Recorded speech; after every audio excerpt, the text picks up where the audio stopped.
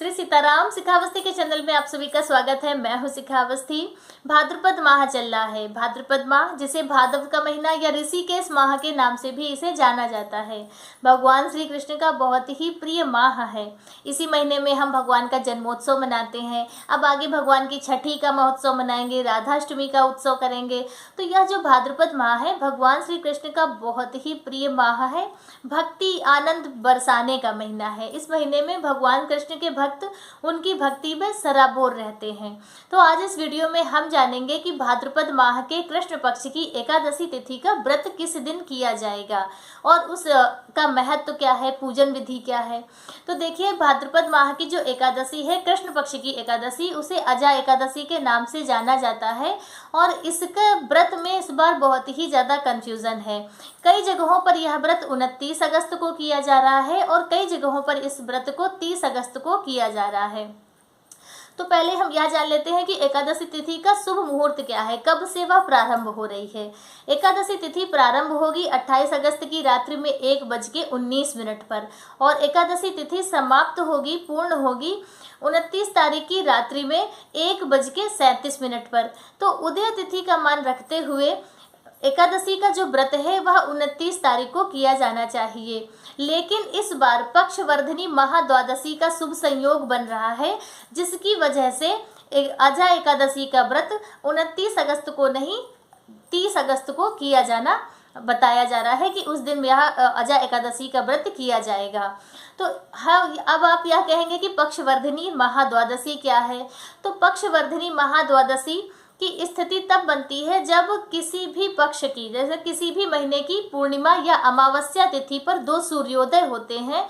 उस स्थिति में उस पक्ष की जो द्वादशी होती है वह पक्षवर्धिनी महाद्वादशी का शुभ संयोग बनाती है। तो इस बार अमावस्या तिथि है, जो भादव मास की अमावस्या तिथि है, उस अमावस्या तिथि पर 2 सूर्योदय हो रहे हैं।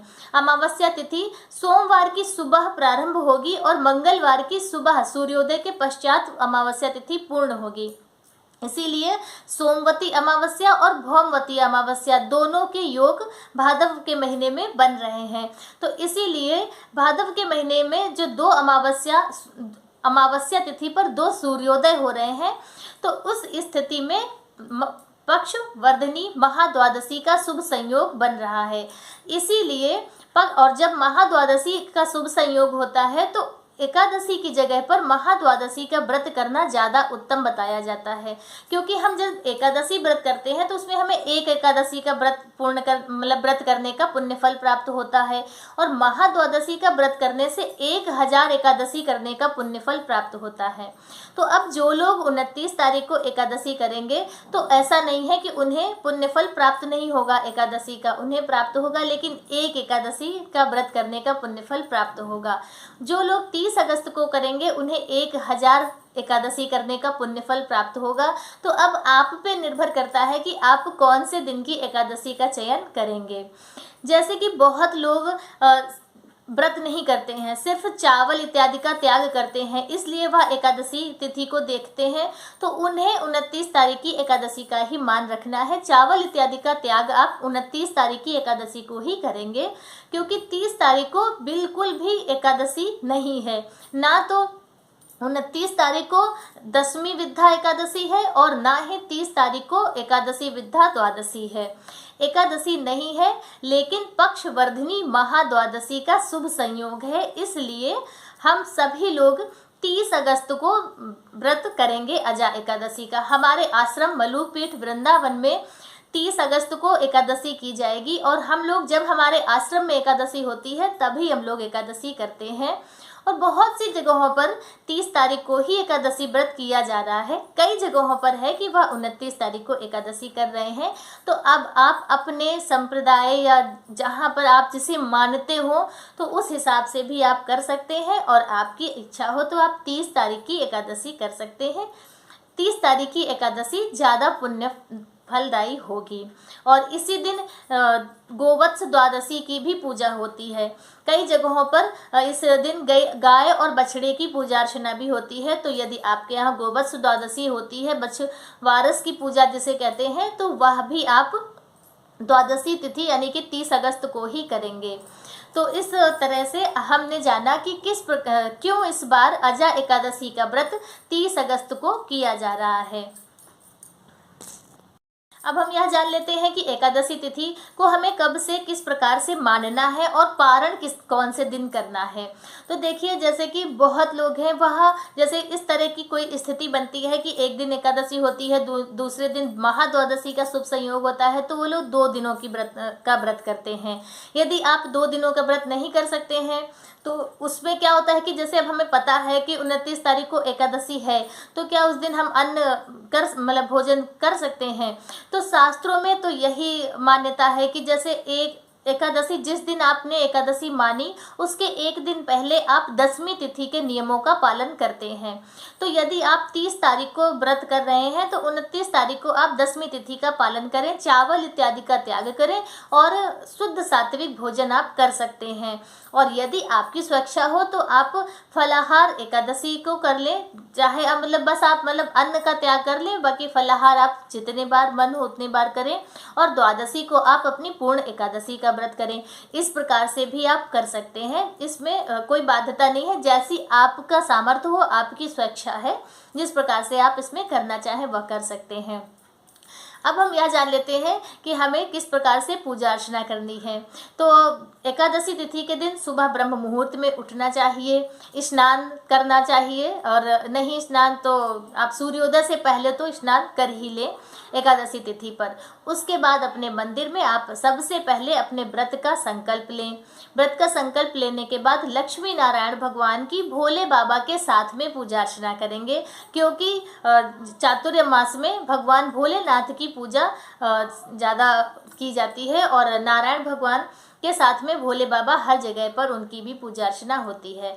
तो आप लक्ष्मी नारायण भगवान और भगवान भोलेनाथ माता पार्वती के साथ में उनकी पूजा अर्चना करेंगे। पूजा में आपको भगवान नारायण को पीली वस्तुओं का प्रयोग करना है, पीले रंग के पुष्प अर्पित करने हैं भगवान को, पीला चंदन लगाना है, पीले रंग की मिठाई का भोग लगाना है, पीले फल भी जैसे केला इत्यादि का आप भगवान को भोग लगा सकते हैं। उसके बाद भोग इत्यादि करने के बाद फिर आप धूप दीप दिखाएं भगवान को, मंत्रों का जाप करें। एकादशी तिथि पर जितना भी आप उनके मंत्रों का जाप करेंगे, उनके नाम जाप करेंगे, तो अनंत गुना पुण्य फलों की प्राप्ति होती है। और फिर जब महाद्वादशी का शुभ संयोग बन रहा है तो उसमें एक एक नाम जाप आपका अनंत गुना पुण्य फलों की प्राप्ति कराएगा। तो इस तरह से आप नाम जाप करें, भगवान के मंत्रों का जाप करें और एकादशी महात्म जरूर सुने, बहुत ही ज़्यादा पुण्य फल की प्राप्ति होती है। कहते हैं कि अजा एकादशी का व्रत करने से अश्वमेघ यज्ञ करने का पुण्य फल प्राप्त होता है। अजा एकादशी का व्रत करने से मानसिक, शारीरिक और आर्थिक तीनों पुण्य फल प्राप्त होते हैं। आपको आपके मन को शांति भी प्राप्त होगी, मानसिक तनाव आपका दूर होगा, शारीरिक कष्ट यदि किसी भी प्रकार का है तो वह भी दूर होगा। इसके साथ ही आज कल की जो सबसे ज़्यादा समस्या होती है आर्थिक समस्याएं, तो वह भी आपकी दूर होंगी, क्योंकि जब नारायण भगवान कृपा करेंगे तो लक्ष्मी माता स्वतः ही आपके पास चल कर आएंगी। तो इसलिए अजा एकादशी का व्रत बहुत ही पुण्य फलदायी है। इस व्रत को सभी को अवश्य करना चाहिए। एकादशी बहुत पुण्यों की प्राप्ति कराती है। एकादशी का व्रत करने से सभी भौतिक जगत के जो सुख होते हैं वह तो मिलते ही हैं, अंत में भगवान मोक्ष की भी प्राप्ति कराते हैं, भगवान अपने धाम की भी प्राप्ति कराते हैं। तो एकादशी करना बहुत ही शुभ माना जाता है। तो इसलिए जहाँ तक संभव हो जरूर कीजिए, भगवान की पूजा अर्चना कीजिए। यदि किसी भी कारण से आपको रोज दवाई लेनी होती है किसी भी तरह की, या आपको बाहर आना जाना होता है, कोई भी कारण हो सकता है जिसकी वजह से आप एकादशी नहीं कर पा रहे हैं, तो भी आपको एकादशी तिथि पर लक्ष्मी नारायण भगवान की पूजा जरूर करनी चाहिए, आरती इत्यादि उनकी जरूर करनी चाहिए। घर में शुद्ध सात्विक भोजन करना चाहिए, चावल का त्याग करना चाहिए, अरहर मसूर की दाल नहीं खानी चाहिए, बैंगन नहीं खाना चाहिए। तो इस तरह की जो नियम है वह भी आप यदि मानते हैं, शुद्ध सात्विक भोजन करते हैं, भगवान का नाम जाप करते हैं, भगवान की आरती पूजा करते हैं, तो उससे भी आपको एकादशी करने का पुण्य फल प्राप्त होता है, क्योंकि बहुत ही पुण्य फलदायी यह तिथियां होती हैं। इन तिथियों में कुछ न कुछ पुण्य कर्म जरूर करने चाहिए। तो आप अजा एकादशी के दिन आप अब हमने जाना तो अजा एकादशी व्रत से संबंधित आज का वीडियो मेरा बस इतना ही। वीडियो मेरा आप सभी को कैसा लगा एक बार कमेंट करके ज़रूर बताइएगा। वीडियो को लाइक ज़रूर किया कीजिए। आप सबके लाइक और कमेंट से ही हमें पता चलता है कि मेरा वीडियो आप सभी को अच्छा लग रहा है, आपको पसंद आ रहा है। यदि नहीं अच्छा लगता है, कोई कमी होती है, वह भी आप कमेंट करके बता सकते हैं। तो मिलते हैं दूसरे वीडियो में किसी दूसरी जानकारी के साथ। तब तक के लिए श्री सीताराम।